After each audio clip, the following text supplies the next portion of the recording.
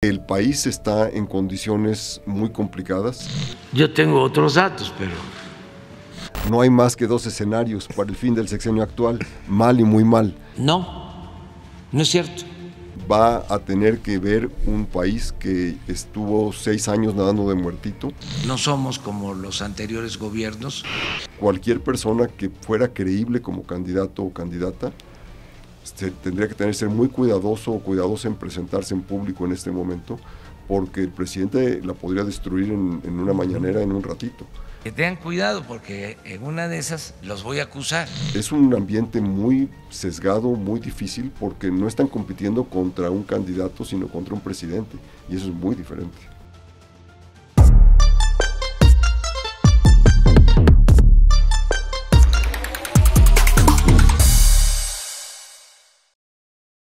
Hola, ¿qué tal? Yo soy Alfonso Basilio, Poncho Puntual, socio director de Político MX y de Pols.mx, y estamos en una entrevista más para hablar de otro libro de política y de sociedad, y en este caso nos acompaña Luis Rubio, autor del libro En sus marcas, México hacia 2024. Luis, muy bienvenido. Muchas gracias por la oportunidad. Oye, pues yo ya leí el libro y justo vamos a hablar de él y del diagnóstico que tú tienes, pero lo primero que yo te preguntaría y que quisiera que la gente que nos está viendo y que nos está escuchando, ¿qué van a encontrar en este libro? ¿Cómo lo definirías tú? ¿Es un diagnóstico hacia 2024? ¿Una receta para 2024? ¿Una invitación? ¿Cómo lo definirías tú?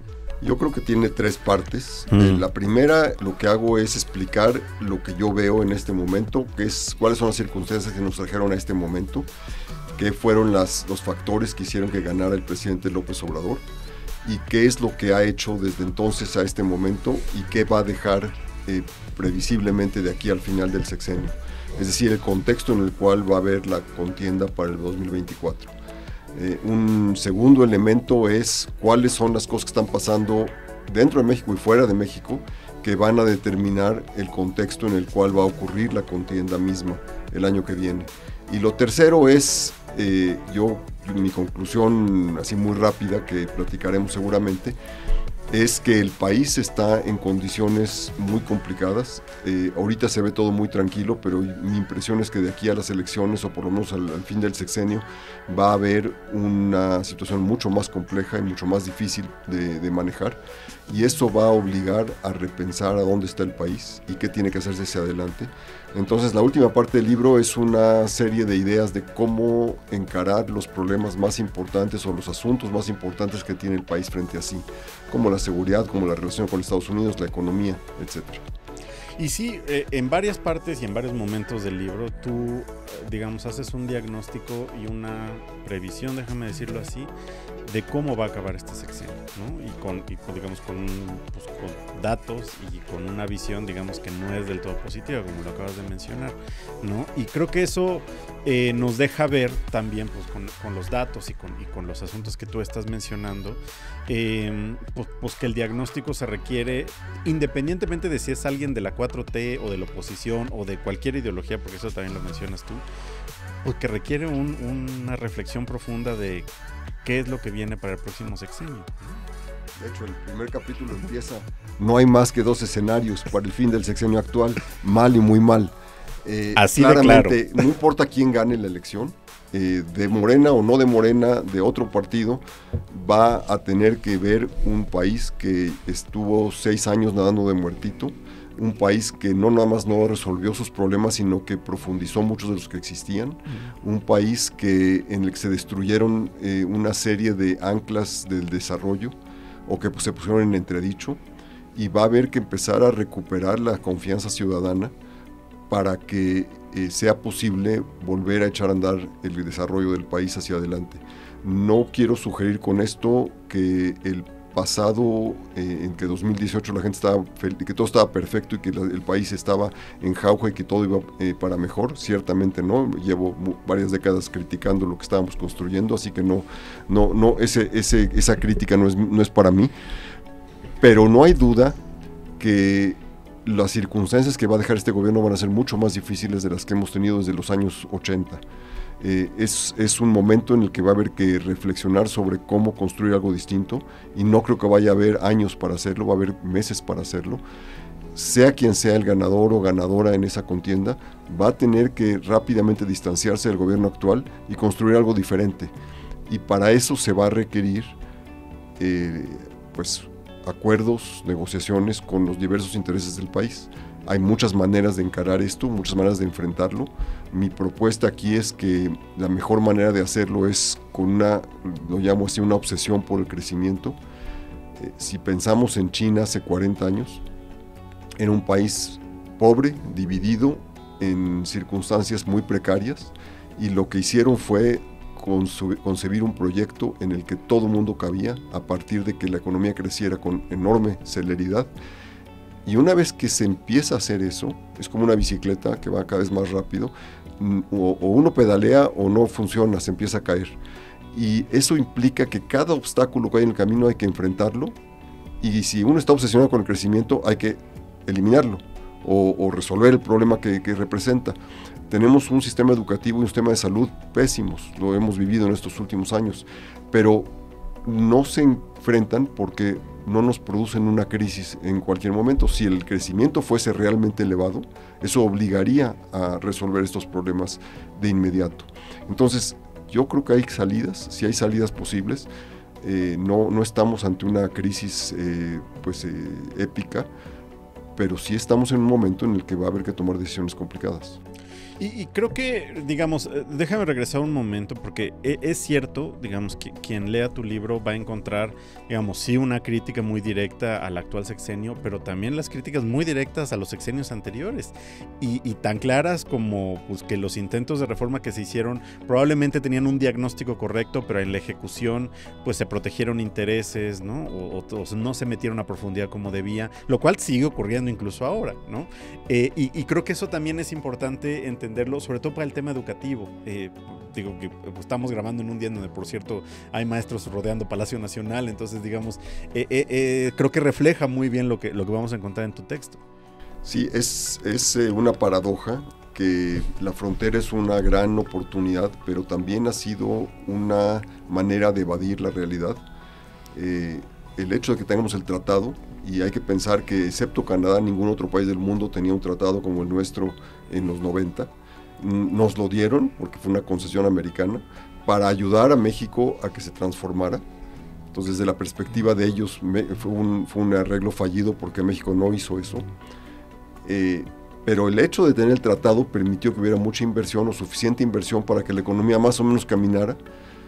Aunque no se resolvían los problemas, por lo menos no se creaban nuevos. Y la migración, que es otra no es voluntaria, pero el hecho es que la cantidad de mexicanos que ha ido a Estados Unidos ha permitido liberar presiones dentro de México y crear una fuente de ingresos, sobre todo en el ámbito rural, que de otra manera jamás hubieran existido.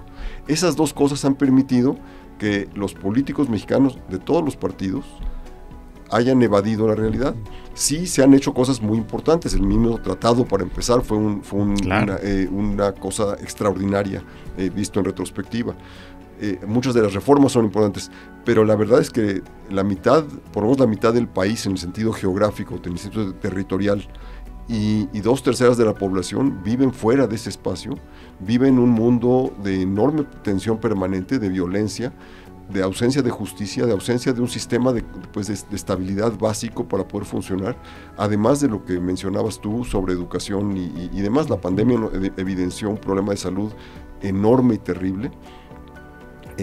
Podemos culpar a este o aquello, pero lo importante es cómo salimos de esto, no quién es culpable en lo personal, pero ciertamente llevamos varios sexenios en que no se han resuelto los problemas.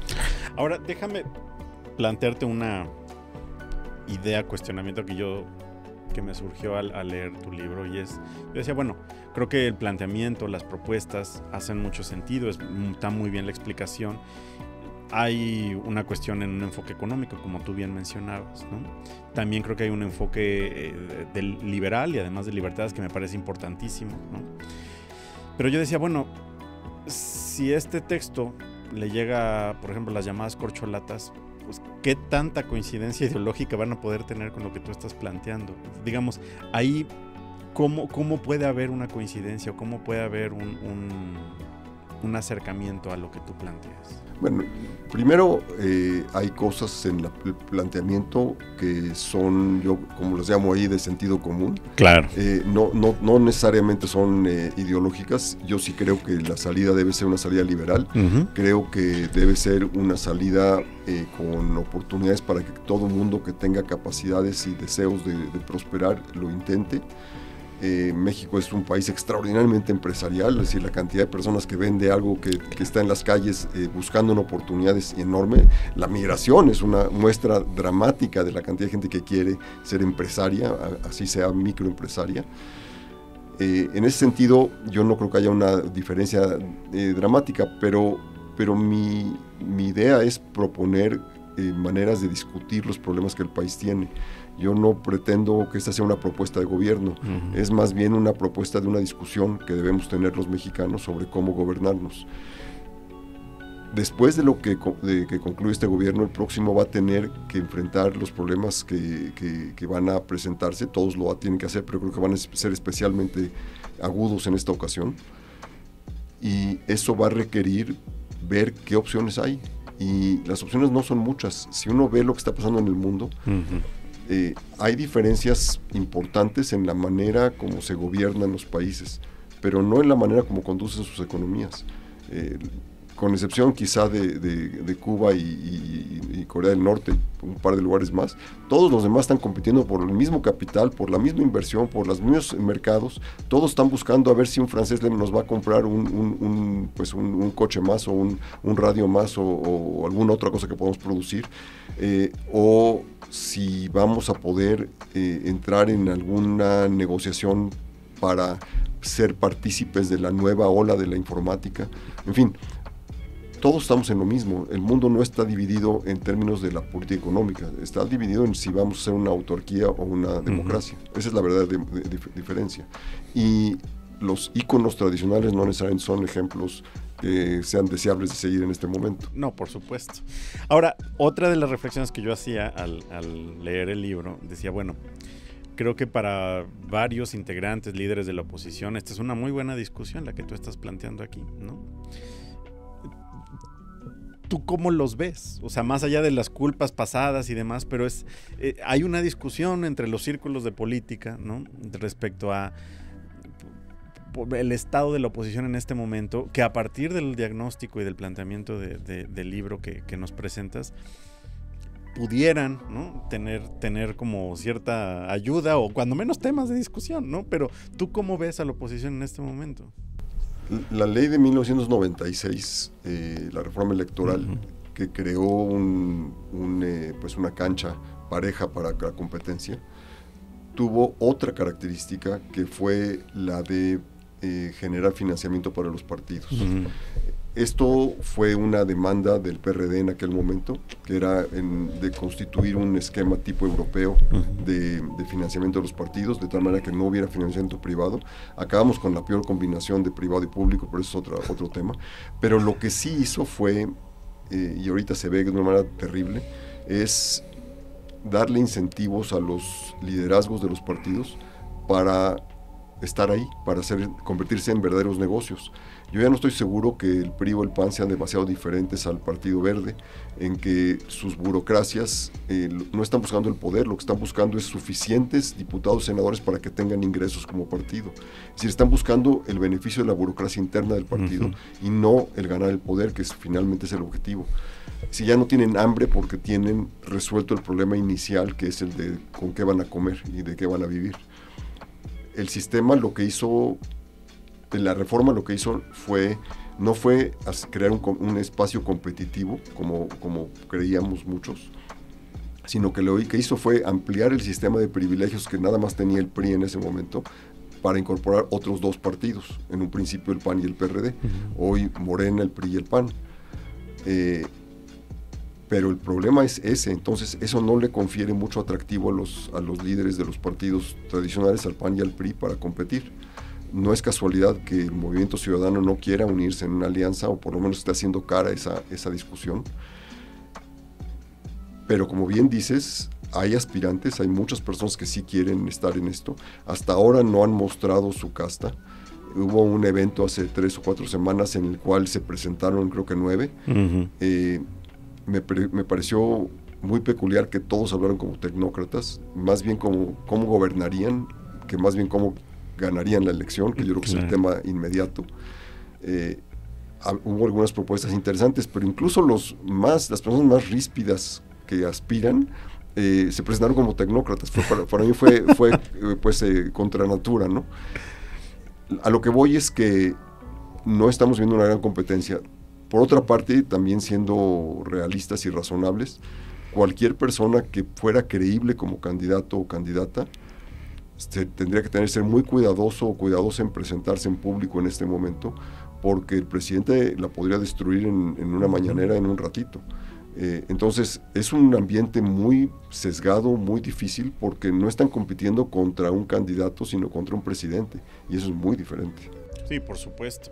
Ahora, uno de los temas, son muchos temas que vale la pena en este libro, pero digamos, hay una comparación que me pareció interesantísima con España, ¿no? En cuanto a la composición y la cuestión económica, ¿no? Y cómo ha ido cambiando. Creo que valdría la pena comentar un poco esa parte que se desarrolla muy bien en tu libro y que nos deja ver, pues, cómo ha sido el cambio en México, cómo ha sido el cambio en España, y pues que pudieras, no sé si servir de ejemplo, no sé si estarías de acuerdo con eso, pero cuando menos en cómo lo planteas.